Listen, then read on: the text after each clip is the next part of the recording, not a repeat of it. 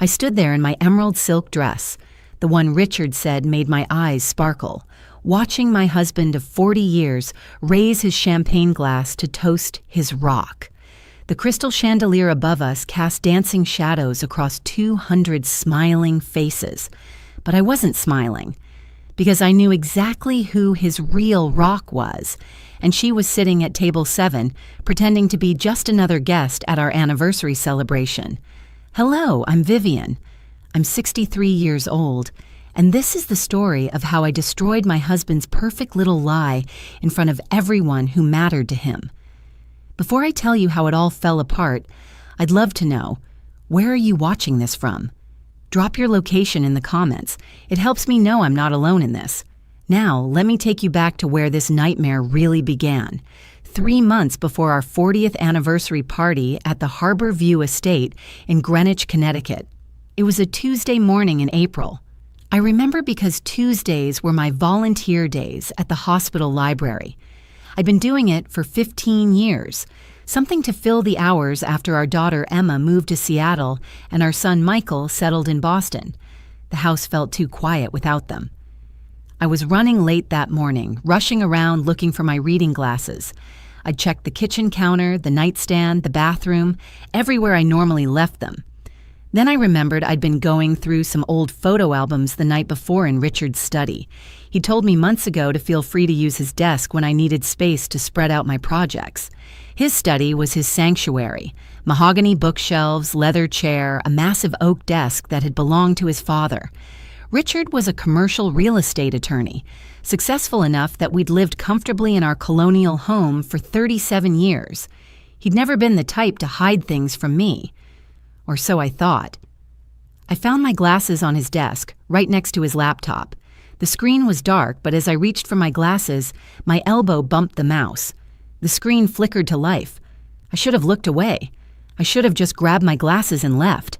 But something stopped me. Call it instinct, call it fate, call it 40 years of knowing someone so well that you can sense when something's off. His email was open.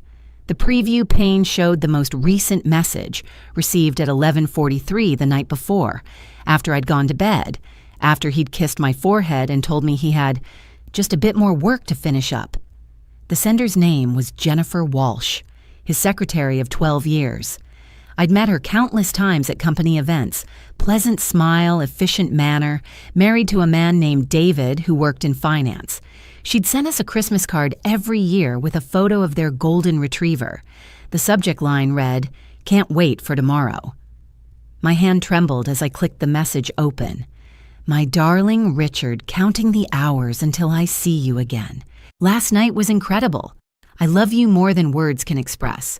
Tomorrow, usual place, usual time. Forever yours, Jay." I stood frozen in that study for what felt like hours but was probably only minutes. My mind raced through possibilities, explanations, anything that would make this message mean something other than what it so clearly meant. Maybe it was a mistake. Maybe it was meant for someone else. Maybe Jennifer's email had been hacked. But I wasn't stupid, and I wasn't the type of woman to lie to herself. 40 years of marriage teaches you to recognize the truth, even when it tastes like poison. I grabbed my phone and took a photo of the screen. My hands shook so badly I had to take 3 shots before I got one that wasn't blurred. Then I carefully moved the mouse back to where it had been, darkening the screen, and left everything exactly as I'd found it. I didn't go to my volunteer shift that day. I couldn't. Instead, I drove to the beach, the same beach where Richard proposed to me in 1985, down on one knee in the sand while the sun set over Long Island Sound. I was 23 then, fresh out of college, full of dreams about the life we'd build together. And we did build it. 2 children, a beautiful home, dinner parties and vacation trips, and countless quiet evenings watching TV on the couch, his hand in mine. When Michael was diagnosed with appendicitis at age 7, Richard held me while I cried in the hospital waiting room. When my mother died, he organized the entire funeral while I fell apart. When Emma got into her first-choice college, we danced in the kitchen like teenagers. How long had this been going on? That question haunted me as I sat on that beach, watching the waves roll in. The email said, "Last night was incredible," which meant they were sleeping together. The usual place, usual time meant this was routine, regular, an established pattern. I thought about his late nights at the office over the past year, maybe longer. The weekend, emergency meetings with clients. The conference in Chicago last month where he said spouses weren't invited. He'd come home with a tie I'd never seen before, said a client gave it to him as a thank you gift. I'd believed him because why wouldn't I? We'd been married for 40 years. You don't spend 4 decades with someone and suspect them of being a liar. But now I wondered about everything. Every late night, every business trip, every time he'd been distant or distracted at dinner. Had Jennifer been there? Had he been thinking about her while sitting across from me? My phone rang. Richard, probably wondering where I was. I let it go to voicemail. He called again and again. The 4th time, I answered. "Vivian, where are you? Your volunteer coordinator called the house looking for you." His voice was concerned, caring, the voice I'd loved for 4 decades. "I wasn't feeling well," I said, surprised by how steady my voice sounded. "I'm just getting some fresh air. Do you need me to come home?" "No, stay at work, Richard. I know how busy you are." After we hung up, I made a decision. I wasn't going to confront him yet. I was going to find out exactly how deep this betrayal went. The next morning, I did something I never thought I'd do. I became a spy in my own marriage. Richard left for work at 7:30, same as always. He kissed me goodbye, told me he'd be home by 6. I watched from the window as his silver Mercedes pulled out of the driveway. Then I went straight to his study. I'd spent half the night researching how to check someone's computer history. Our daughter, Emma, had taught me enough about technology over the years. I wasn't helpless, but I'd never had a reason to snoop before. His laptop required a password. I tried our anniversary date. Wrong. I tried the kids' birthdays. Wrong. Then I tried something that made my stomach turn, Jennifer's birthday. I'd seen it on the office birthday calendar years ago, February 14th, Valentine's Day. Of course. Wrong again. Thank God for small mercies. Then I remembered. His father's birthday combined with our house number. He used it for everything he wanted to remember but keep secure.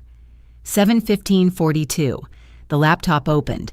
I spent 3 hours going through everything. Deleted emails that weren't quite deleted. I found them in a folder he'd apparently forgotten to empty. Messages going back 18 months.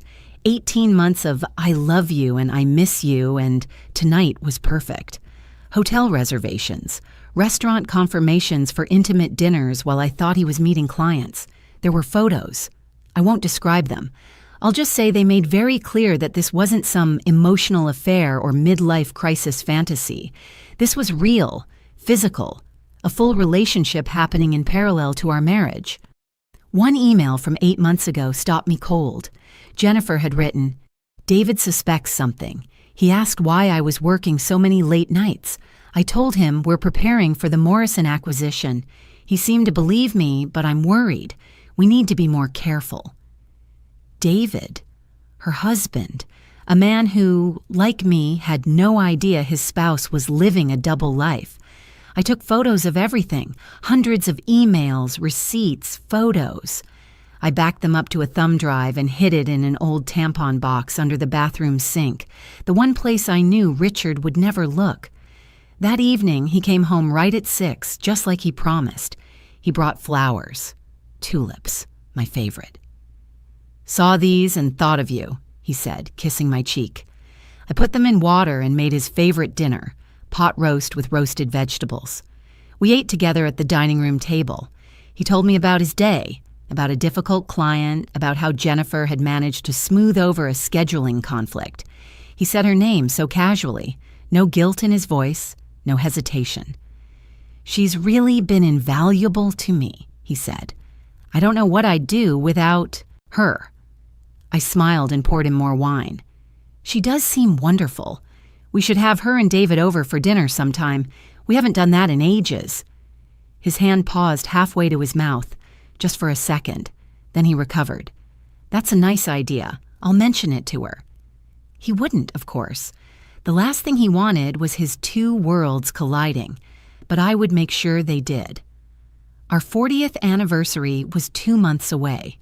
Richard had already started planning what he called a proper celebration, a party at the Harbor View estate with all our friends, family, and his business associates, 200 guests, a live band, champagne toasts, and speeches.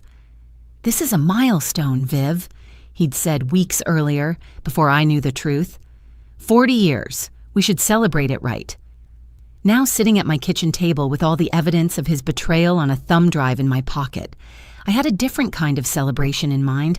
I waited 2 weeks before making my move. I needed to be sure. I needed to know this was real and ongoing, not some awful mistake or misunderstanding I'd blown out of proportion. So I watched. I paid attention. I noticed. The pattern became clear. Every Tuesday and Thursday evening, Richard came home late, usually around 9. "Working late," he'd say. On Tuesdays, Jennifer's car wasn't in the office parking lot after 6. I knew because I drove by. She left work early on Tuesdays and Thursdays. Where did they meet? I didn't know yet, but I'd find out. But first, I needed to find David Walsh. It wasn't hard. LinkedIn showed he worked as a financial analyst at Sterling Capital Management in Stamford. I found his work email through their company website. On a Wednesday afternoon, I sat down and composed a message I rewrote 17 times before I finally hit send. "Dear Mr. Walsh, you don't know me, but my name is Vivian Hartford. I believe we have something important to discuss regarding our spouses who work together. I would like to meet with you privately to share information I think you deserve to know. I understand this message may seem strange or concerning. I assure you I'm not trying to sell you anything or involve you in any scheme. This is a matter of truth and respect between two people who deserve better than what they're getting. If you're willing to meet, please reply to this email. I'll leave the time and location up to you. Sincerely, Vivian Hartford." He responded within 3 hours. "Mrs. Hartford, your message has concerned me greatly. I'd like to meet as soon as possible. Tomorrow, 4 p.m. at the Starbucks on Bedford Street in Stamford. I'll be in a blue suit with a gray tie." David Walsh. The next day, I arrived 15 minutes early. I ordered a coffee I didn't drink and sat at a corner table, watching the door. At exactly 4 p.m., a man walked in, mid-40s, tall, wearing exactly what he'd described. He looked tired. Or maybe that was just what betrayal looked like before you knew its name. I raised my hand slightly. He saw me and walked over. "Mrs. Hartford?" "Vivian, please. Thank you for meeting me." He sat down across from me, his expression guarded. "Your email suggested something serious. I don't know how to say this gently, so I'm just going to be direct. I have evidence that your wife Jennifer and my husband Richard are having an affair. It's been going on for at least 18 months. The color drained from his face.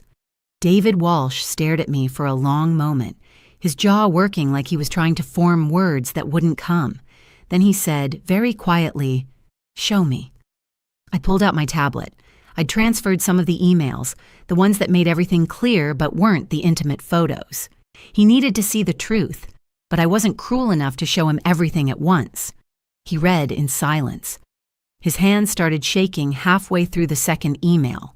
When he finished, he set the tablet down carefully, like it might shatter if he wasn't gentle enough. 18 months, he said. Not a question. A confirmation of something he'd already suspected, maybe. The late nights, the work emergencies. I asked her about it 6 months ago. She told me I was being paranoid and jealous. She said I was imagining things. "I'm sorry," I said, and I meant it. "I know this is... Why are you showing me this?" He looked up at me, and I saw something in his eyes that mirrored what I felt. Not just pain, rage. "You could have just divorced him quietly. Why involve me?" "Because they're attending our 40th anniversary party together," I said. "Richard invited all his business associates, including Jennifer. She RSVP'd yes, with a +1. You.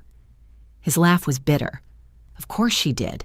What better cover than bringing the devoted husband to the boss's anniversary party? I want to expose them, I said, publicly, in front of everyone they've lied to, and I want your help to do it. David was quiet for a long time. Then he asked, "What did you have in mind?" I told him my plan. As I spoke, something changed in his expression. The devastation was still there, but underneath it, I saw the same cold determination I felt burning in my own chest. When I finished, he nodded slowly. That's brilliant and brutal. They've earned brutal. When is this party? 6 weeks from Saturday, June 15th, 7 p.m. at the Harbor View Estate. He pulled out his phone and made a note. Jennifer already told me about it, said we should go to support her boss. I thought it was odd she was so insistent, but now, he shook his head. Now it makes perfect sense. She wanted to parade our marriage in front of him, proof that everything's normal, that she's got us both fooled. Will you come? I asked. Will you play along until the moment I give the signal? David looked at me with eyes that had gone from shock to cold in the span of 30 minutes. Mrs. Hartford, Vivian, I'll do more than that. I'll help you burn their world down. We exchanged phone numbers. We planned the details. And when I drove home that evening, I felt something I hadn't felt since finding that email in Richard's study. I felt powerful. That night, Richard came home at 9:15. Sorry, honey, had to finalize some paperwork. He kissed my forehead, the same way he'd done for 40 years. That's all right, dear, I said, smiling.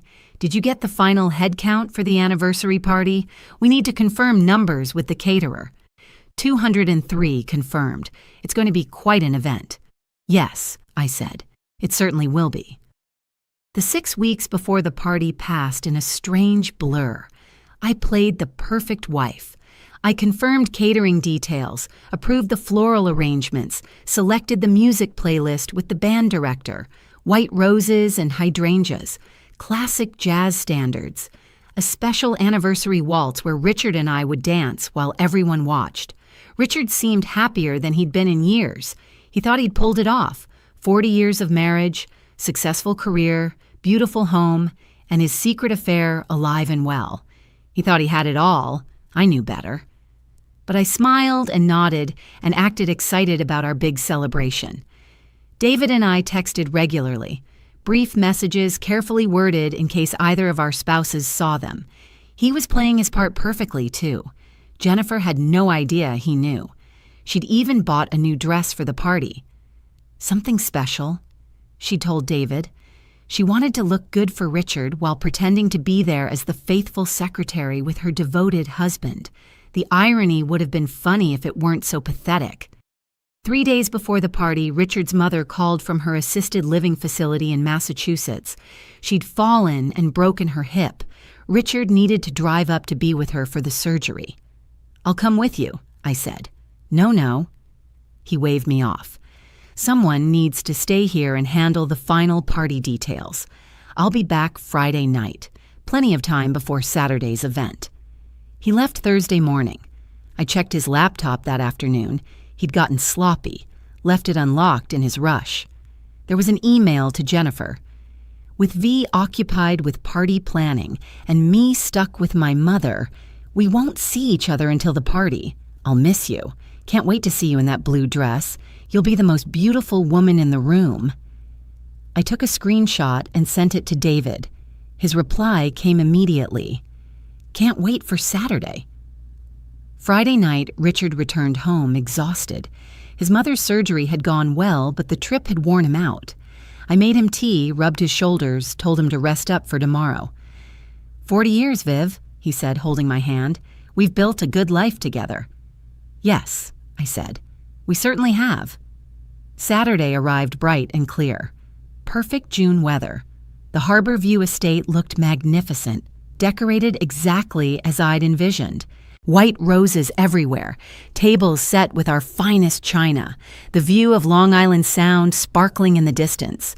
Our children arrived early, Emma from Seattle, Michael from Boston. They hugged us both, excited about the celebration. My sister Carol came with her husband. Richard's brothers drove up from Virginia, friends from college, neighbors from our street, Richard's business partners and colleagues. And Jennifer, arriving in a stunning blue dress, her hand linked with David's arm. She smiled at me warmly. "Vivian, everything looks absolutely beautiful. Congratulations to you both." "Thank you so much for coming, Jennifer," I said, matching her smile. "You and David mean so much to Richard. I made sure you had excellent seats, table 7, right up front near the head table." Her smile faltered for just a fraction of a second, but she recovered. How thoughtful. If you're watching this and enjoying the story, if you can't wait to see what happens when I finally stand up and speak, please hit that subscribe button right now. Dinner was served at 8. Prime rib and salmon, roasted vegetables, champagne flowing freely. The band played soft jazz while guests mingled and laughed. Michael and Emma came up to the head table repeatedly, hugging me, telling me how happy they were to see their parents celebrate this milestone. If they only knew. I watched Jennifer throughout dinner. She was playing her role perfectly. The attentive secretary, smiling politely, making small talk with other guests at her table. David sat beside her, his expression neutral, playing his role just as well. To anyone watching, they looked like a normal couple enjoying their boss's anniversary party. But I caught the moments. The way Jennifer's eyes kept drifting to Richard. The small smile that crossed her face when he laughed at something his brother said. The way she touched her necklace, a delicate silver pendant, and I suddenly realized Richard had probably given it to her. How many gifts had there been? How much of our money had he spent on her? At 9 o'clock, the band director announced it was time for speeches. Richard's brother went first, sharing funny stories from their childhood. My sister Carol spoke about our wedding day 40 years ago. Emma and Michael both gave beautiful speeches about growing up with us as parents, about the love they saw between us every day. Every word felt like a knife. Then Richard stood up. The room fell silent. He held his champagne glass, looking distinguished in his navy suit. 203 people watched him, waiting. 40 years ago, he began, I married the love of my life. Vivian, you have been my partner through everything, raising our amazing children, building our home, supporting my career. You've been there for every triumph and every challenge. I smiled from my seat, playing my part. Marriage isn't easy, he continued. It takes work, commitment, and dedication. But most importantly, it takes having someone beside you who is your rock, someone steady and true, who you can count on no matter what. He raised his glass higher. So tonight I want to toast my rock of 40 years. To Vivian. I stood up. The chair scraped against the floor. Every eye in the room turned to me. That's very sweet, Richard, I said, my voice carrying clearly across the suddenly silent room. But before everyone drinks to that, I'd like to add something. Richard looked confused. This wasn't part of the plan. Vivian, I wasn't finished. I know, dear, but I think our guests would be interested to hear me thank someone too. I turned to face the room, seeing all the faces I'd known for years, decades, some of them. You see, my husband is absolutely right. Marriage does take dedication. It takes commitment. It takes honesty. I looked directly at table 7. Jennifer had gone pale. David sat perfectly still. So I'd like to thank Richard's other rock, I said clearly. The woman who's been so dedicated to him for the past 18 months. Jennifer Walsh, would you please stand up? Table 7, everyone. Let's all get a good look at my husband's devoted secretary. The room exploded into gasps and whispers. Jennifer remained frozen in her seat. Stand up, Jennifer, I said again. Don't be shy now. Richard's face had gone from confused to horrified. Vivian, what are you... This is insane. You're making a scene. Oh, I'm just getting started, Richard. I pulled out my phone, my hand steady despite the adrenaline coursing through my veins. Would you like me to read some emails? I have 18 months' worth. Or perhaps we could start with this one from last Tuesday. My darling Richard, last night in room 447 was incredible. I can't wait until we don't have to hide anymore. I love you more than anything." The gasps got louder. Emma stood up from her seat, her face stricken. "Mom, what's happening?" Michael had gone pale, looking between me and his father. Jennifer finally stood. Her blue dress, the one Richard said made her the most beautiful woman in the room, suddenly looking like a costume she was trapped in. "This is a misunderstanding. Mrs. Hartford, you're clearly upset, but—" "Sit down, Jennifer," David said quietly from beside her. His voice cut through the chaos. "It's over." She turned to him, her eyes wide. "David, this is crazy. She's making things up." "I've seen the emails too," David said, standing now. He looked at Richard with an expression of pure contempt. "Every single one of them. The hotel receipts, the restaurant bills, the photos." The room fell into shocked silence. Richard tried to salvage it. He actually tried. "Everyone, please, this is a terrible misunderstanding. Vivian, Jennifer, we need to talk privately." "No." My voice came out stronger than I expected. "No more private conversations, no more lies, no more pretending. You stood here and toasted 40 years of marriage while your mistress sat 20 feet away wearing jewelry you bought her with our money. You talked about dedication and commitment while you've been sleeping with your secretary in hotel rooms and lying to me every single day."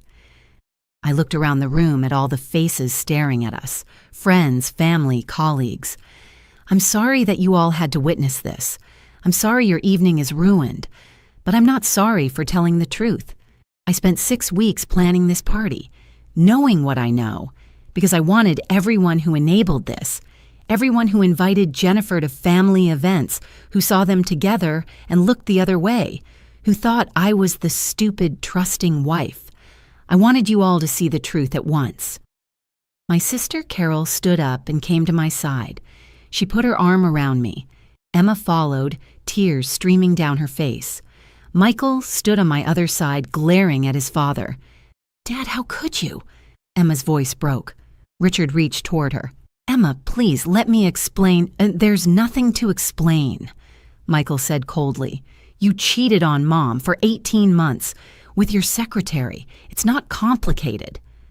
Jennifer tried to leave, but David blocked her path. "We're not done here," he told her. "You wanted to come to this party so badly. You wanted to be close to him while pretending we were fine. Well, now everyone knows, so sit down and face what you've done." Richard looked at me across the wreckage of our anniversary party. "Vivian, please, we can fix this. 40 years. 40 years of my life wasted on a liar," I said. The party ended in chaos. Guests left in awkward groups, whispering and staring. The band packed up in silence. The beautiful cake I'd ordered, white fondant with gold accents, sat untouched on its table, a monument to a celebration that never happened. Richard tried to follow me as I left, but Michael stepped between us. "Don't," my son said. "Don't you dare." I went home with Emma and Carol. We didn't speak during the drive. What was there to say? They'd just watched 40 years of family history dissolve in 15 minutes. Back at the house, back at what used to be our home, Emma made tea while Carol sat beside me on the couch.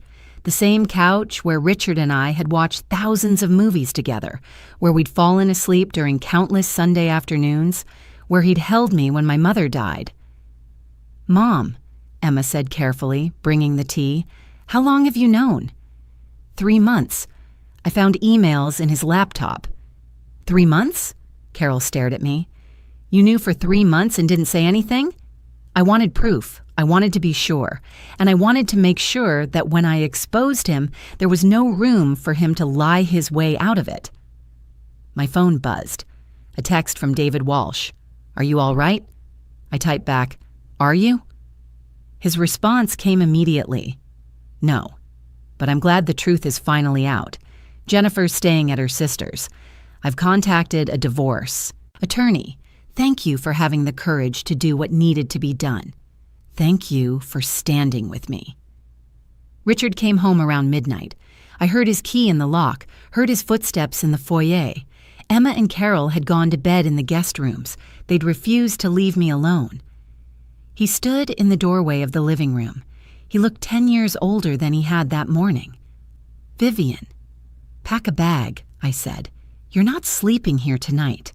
Or any other night. Please, let me explain." "Explain what? That you fell in love with someone else? That you've been lying to me every single day for 18 months? That you were planning to keep lying for who knows how much longer?" It's not what you think. "Richard, I have every email, every text message, every hotel receipt. I know about the apartment you rented in Stamford for your Tuesday and Thursday night meetings. I know you told her you loved her. I know you told her we were more like roommates than spouses, that you stayed with me out of obligation. Was any of that true?" He didn't answer. "That's what I thought." I stood up. "My attorney will contact yours on Monday. You'll get divorce papers by the end of the week. You can keep your apartment in Stamford. I'm sure Jennifer will be available now that David's divorcing her too. You can finally have what you wanted." "What about the house? The kids? Our life?" "You should have thought about that before you destroyed it," I said. "Now get out." He left.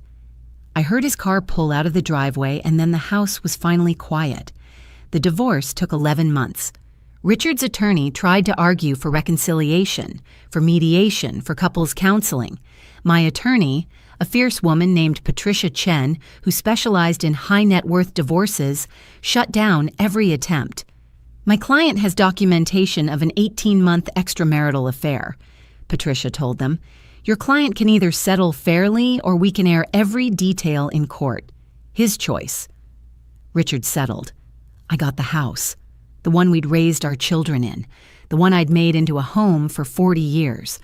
I got half of his retirement accounts, half the investment portfolio, and alimony based on my 40 years as a supportive spouse who'd sacrificed her own career to raise his children and maintain his household. Jennifer and David divorced too. I heard through mutual acquaintances that Jennifer left the law firm. Not fired, but the environment became untenable after everyone knew what she'd done. David got primary custody of their dog and their vacation home in Vermont. Small victories, but victories nonetheless. The hardest part wasn't the legal proceedings. It was rebuilding my relationship with Emma and Michael. They were devastated by their father's betrayal. Emma stopped speaking to Richard for 6 months. Michael still keeps him at arm's length. "We thought we had the perfect family," Emma said to me one evening, about 4 months after the anniversary party. She'd come home for a long weekend. "We thought you two were the example of what marriage should be." "Marriage should be honesty," I told her. "Real, genuine honesty.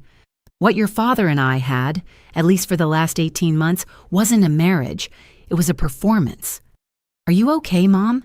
Really okay?" The truth was, I was better than okay. The house felt lighter without Richard's lies filling it. I'd started painting again, something I'd given up decades ago. I'd reconnected with old friends. I'd even gone on a trip to Italy with Carol, something I'd always wanted to do. "I'm angry," I admitted. "I'm sad about wasted time, but I'm also free, and that's worth something." As for Richard and Jennifer, last I heard they weren't together. Turns out affairs lose their excitement when they're no longer secret.